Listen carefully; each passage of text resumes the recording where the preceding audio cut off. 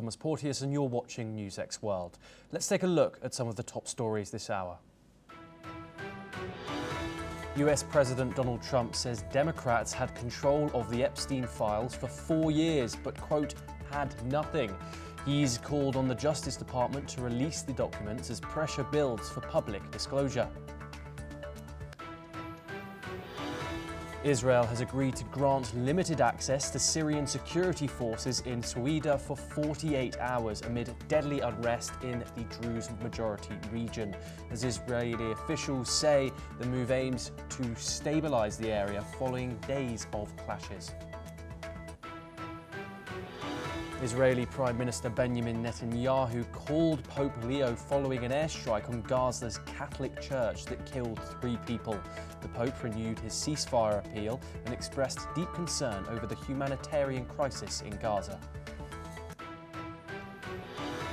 France, Britain and Germany have warned Iran to restart nuclear talks immediately or face the return of UN sanctions. They've given Tehran until the end of August to show concrete progress after recent attacks on its nuclear sites. Brazilian police have raided former President Jair Bolsonaro's home as legal pressure builds, while Trump threatens tariffs to pressure Brazil over the case. Bolsonaro was ordered to wear an ankle bracelet and cut off contact with his son Eduardo, who has been lobbying in the US.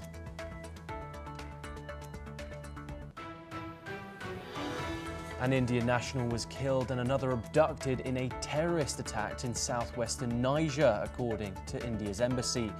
A third Indian is reported missing as authorities investigate the incident.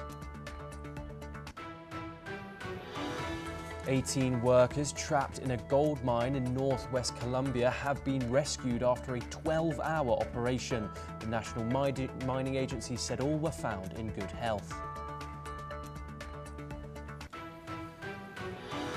The United Nations has urged an immediate halt to forcible returns to Taliban-ruled Afghanistan after Germany deported 81 convicted Afghans today.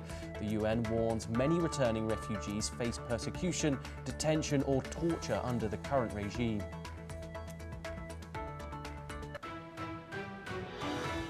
Now we start in Europe, where the UK has unmasked and sanctioned 18 Russian military spies and 3 GRU units in a sweeping move to counter Moscow's global cyber campaign.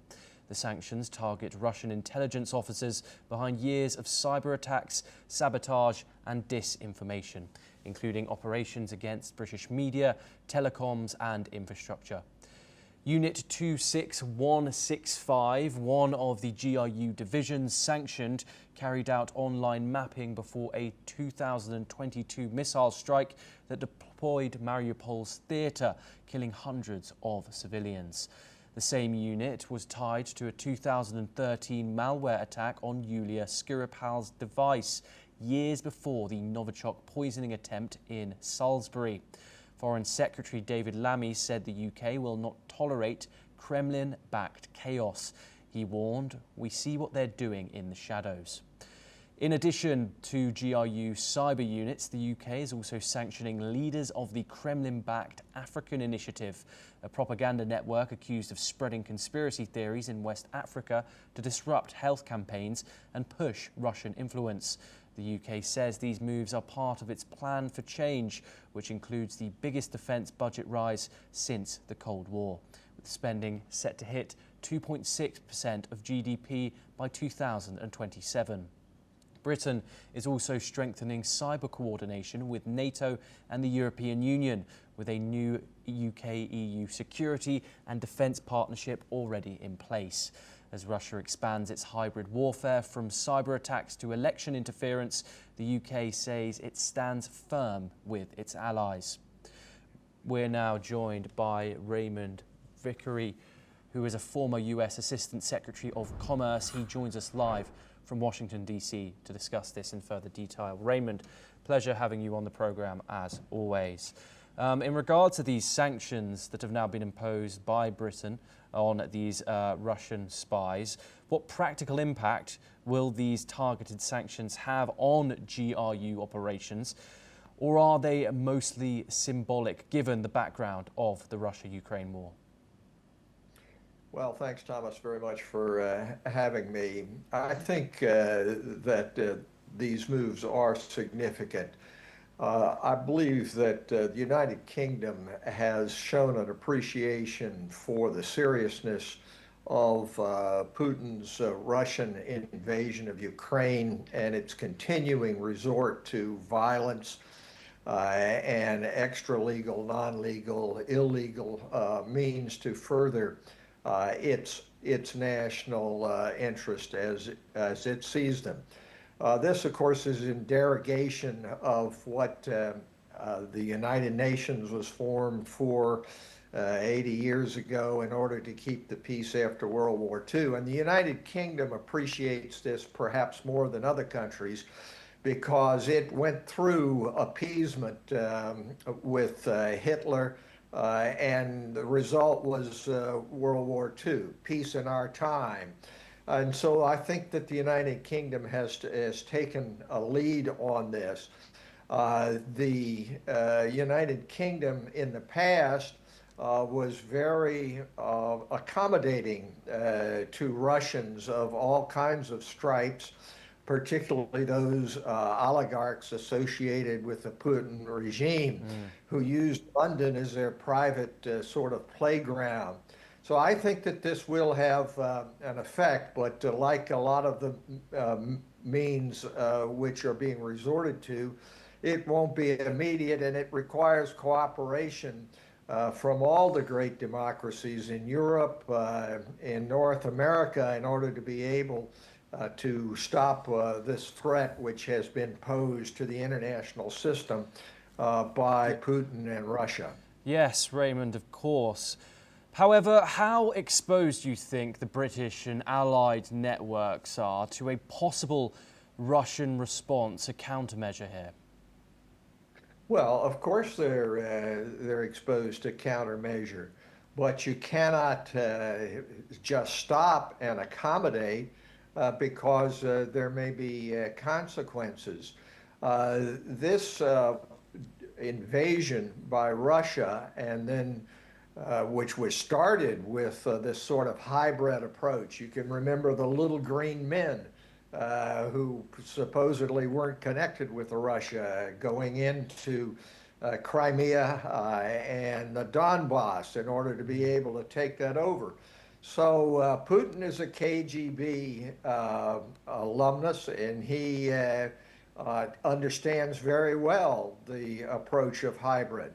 But the answer is not to say, well, we won't do anything about it. The answer is to do what the United Kingdom is doing here, and to reform the coalition, if you will, of those who stand for democracy, which includes the international rule of law, as opposed to the resort to violence in order to be able to settle disputes. Yes, of course. And with London saying it's working hand in glove with the European Union, Raymond, but Brexit still obviously looms large here. Is cyber cooperation really as seamless as they're making it out to be in this regard? It is not. And the United Kingdom, in my view, made a great mistake in terms of Brexit.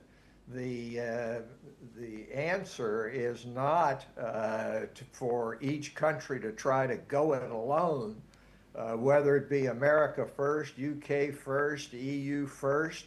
The answer is to cooperate, and it is not seamless.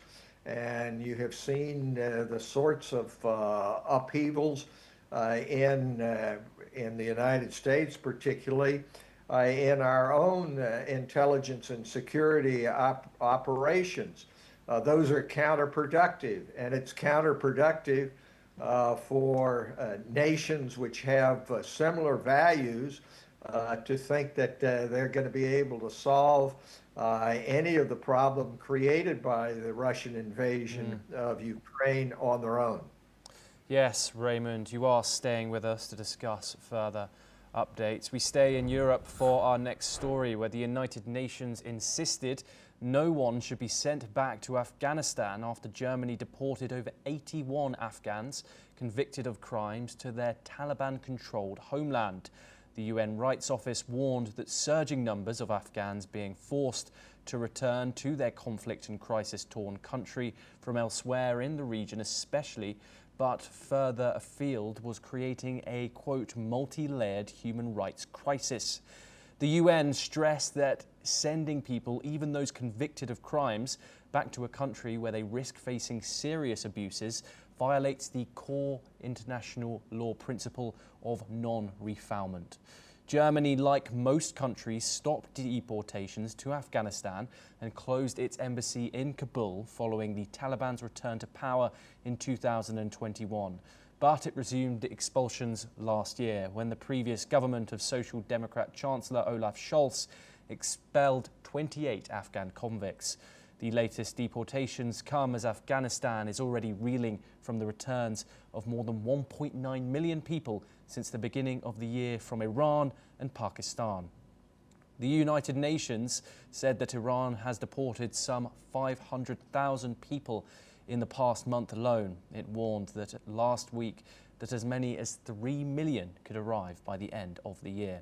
Let's in fact listen to what the UN Rights Office spokesperson Ravina Shamdasani had to say. High Commissioner for Human Rights Volker Turk calls for an immediate halt to the forcible return of all Afghan refugees and asylum seekers, particularly those at risk of persecution, arbitrary detention or torture upon their... We're once again joined by Raymond Vickery to discuss this in further detail. Raymond, does security ever trump the non-refoulement principle in terms of international law here? Well, it is perfectly apparent that this process of simply returning Afghans to Afghanistan is part of an international problem in terms of how you treat immigrants, particularly those who are fleeing from persecution in their home countries. In the run-up to World War II and during World War II, the Western countries had not an enviable record in terms of asylum seekers, those who were fleeing persecution. And they left many, particularly Jews who were fleeing Europe, to their fates in regard to Nazi Germany. Since then, we have tried to have an element of respect for human rights in immigration policy. But with growing frustration, whether it be in Germany or in the United States or elsewhere, the approach has been to disregard human rights. I don't think anybody is saying that you have to have criminals treated just the same as others, but what is required is not a one-size-fits-all approach. It is a rule of law, a process in which due process is afforded, and there is accommodation for human rights.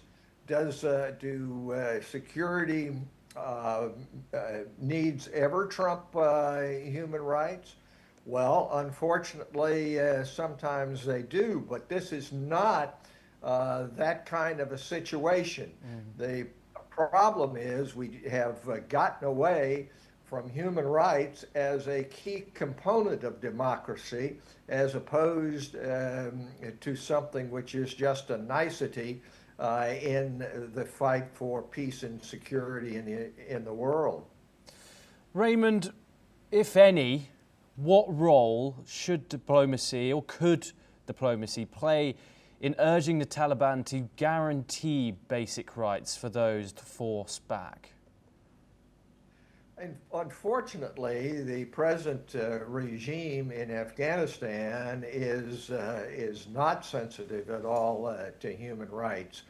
It will require a combination of sticks as well as carrots to try to bring that regime into some semblance of world order and respect for the rule of law.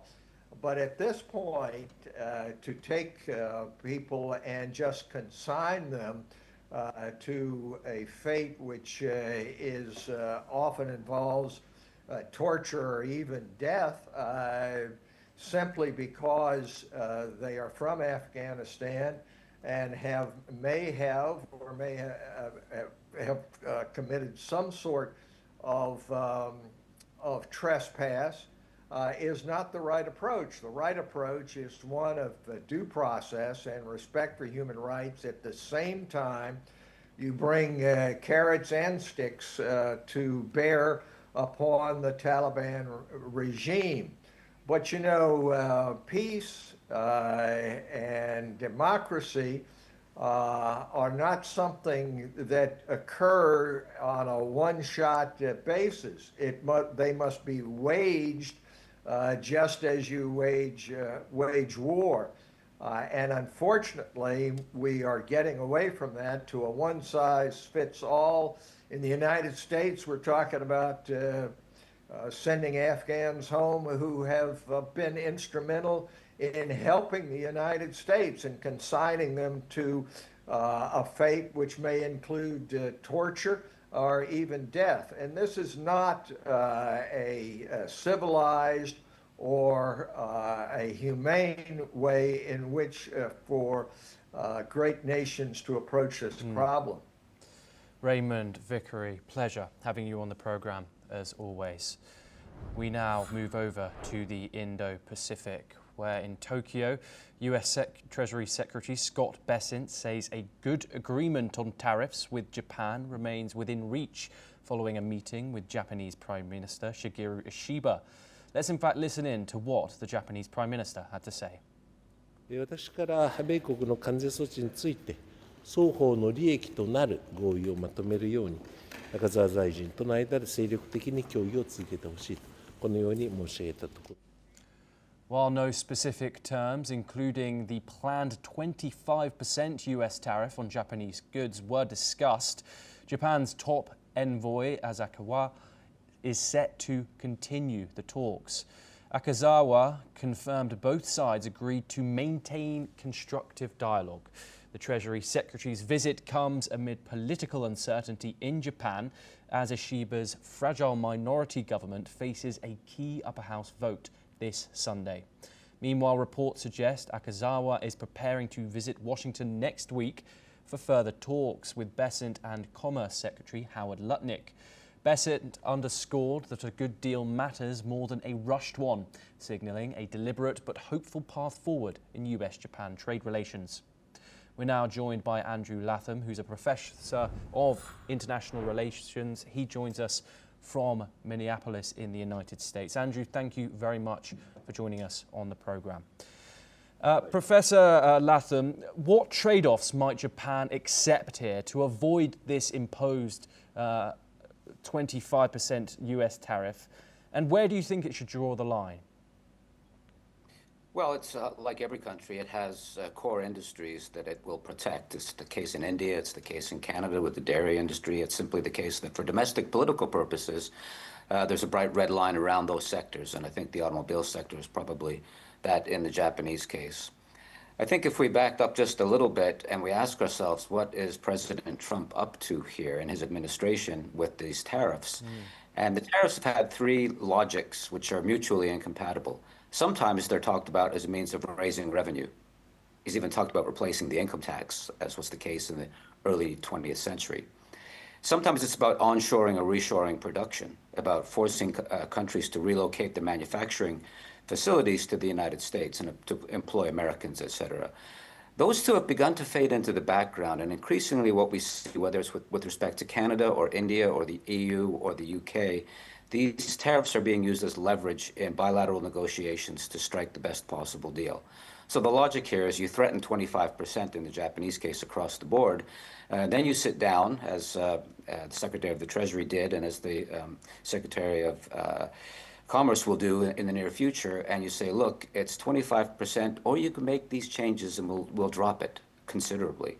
And most countries are taking that deal. Certainly the case looks like it's panning that way in India and Canada, and it has already happened with the UK.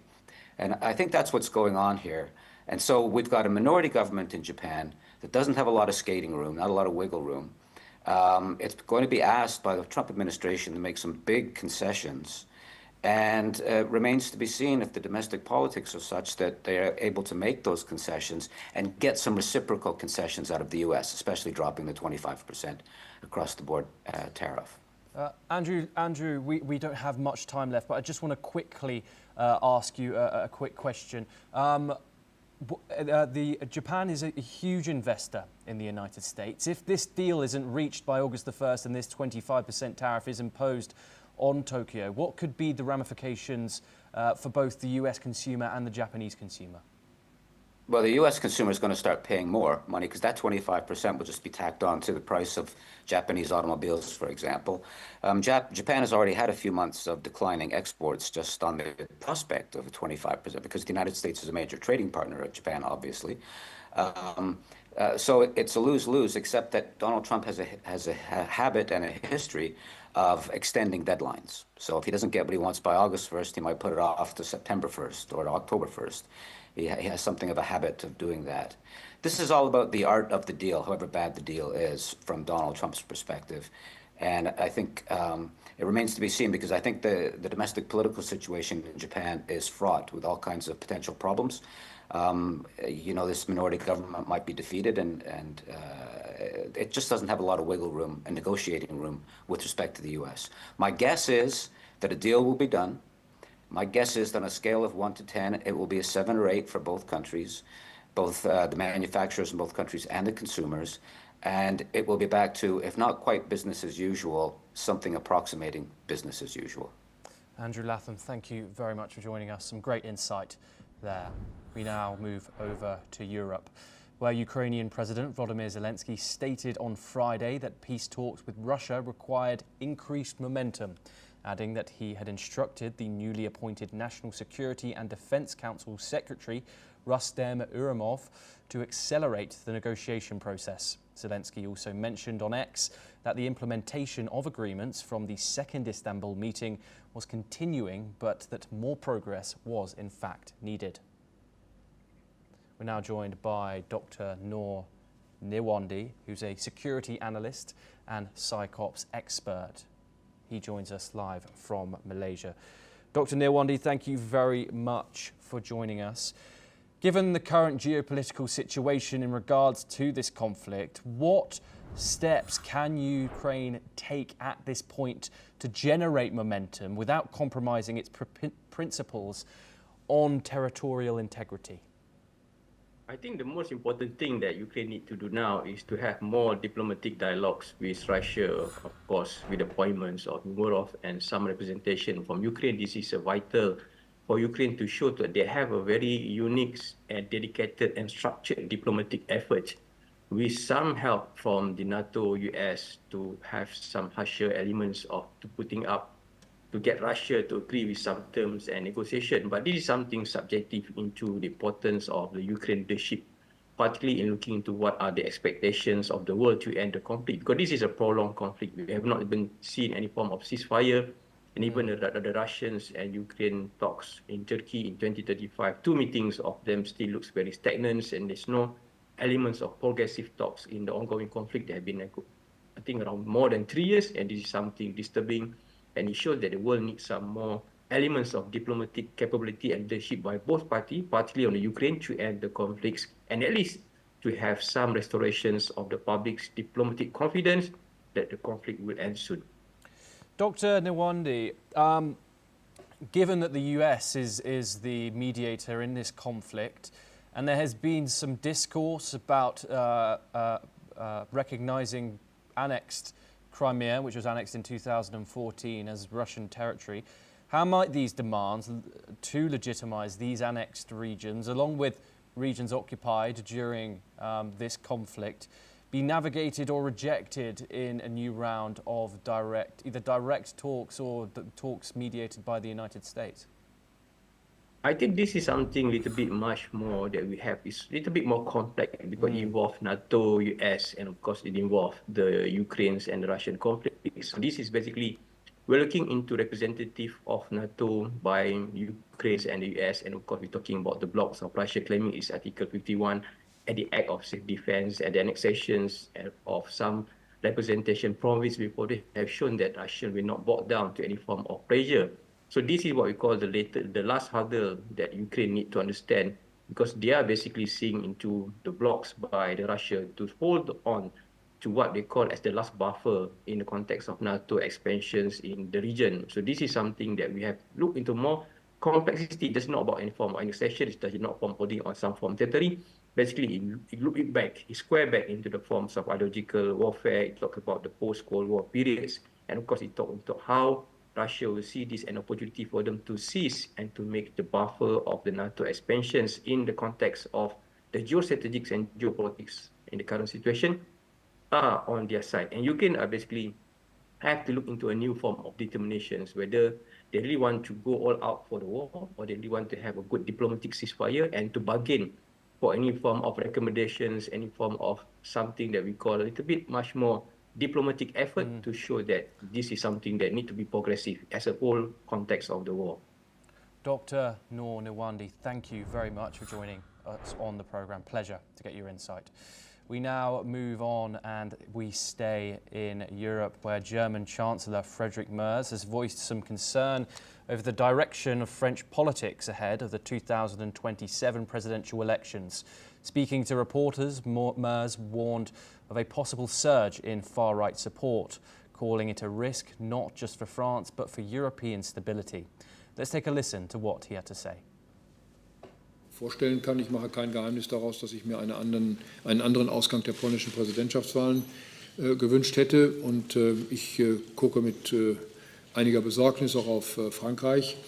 Aber das alles steht natürlich auch unter dem Vorzeichen, ob diese Europäische Union in den Augen der Mehrheit der Bürgerinnen und Bürger unserer Länder in der Lage ist, die Probleme unserer Zeit wirklich zu lösen. Und es gibt ja, und wenn wir gleichzeitig zeigen, dass diese Europäische Union auch ein Raum von Innovation und Wettbewerbsfähigkeit wird, wenn wir den Frieden nach innen und nach außen sichern, wenn wir den Wohlstand unserer Bevölkerungen weiterentwickeln können, wenn wir zeigen, dass diese Europäische Union aus ihrer Gründungsgeschichte heraus handlungsfähig ist und jetzt in der Außen- und Sicherheitspolitik auch handlungsfähig wird, dann werden wir in der Lage sein, diese Anfechtungen von links und von ganz rechts abzuwehren. Aber das liegt.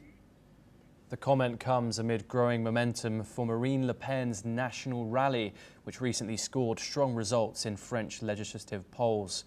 Berlin remains wary of any political shift in Paris that could challenge core EU policies or weaken the Franco-German axes at the heart of the bloc.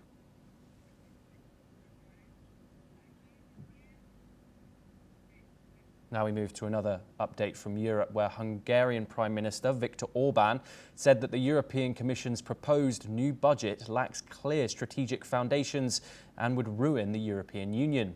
He believes the budget will not survive beyond next year, and the Commission will either have to withdraw it or gradually backtrack on it.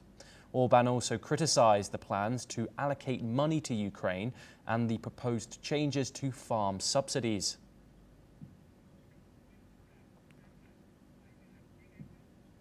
Now let's take a look at some stories from the world of the Indo-Pacific. A cathedral in Nagasaki has received the final piece of its long-awaited restoration nearly 80 years after being destroyed by the second US atomic bomb, a replica of its original bell recreated by a group of Americans. Named the St. Katari Bell of Hope, the bell was blessed by Archbishop Peter Mishaki Kamarura in a ceremony at the Ukakami Cathedral attended by more than 100 people. The bell will be installed in the cathedral's previously empty tower on August the 9th, marking the anniversary of the 1945 bombing. North Korea has halted foreign tourist access to its newly opened Wonsan Karma Beach Resort, casting uncertainty over a high-profile project previously promoted by leader Kim Jong-un. a notice on DPR Korea Tour. The country's official tourism site announced that the resort on the eastern coast is temporarily closed to international visitors. No explanation or timeline for the ban was provided. Hong Kong has tightened its prison rules, giving authorities new powers to restrict visits on national security grounds. Under changes effective on Friday, magistrates can now bar certain lawyers from contacting inmates if deemed a threat to security or safety. Visits by religious personnel, such as chaplains, may also be restricted. The Correctional Facilities Department says the measures aim to maintain order and rehabilitation, but critics warn the changes may erode inmate rights, particularly for those jailed over political activism following the 2019 protests. Well, that's all.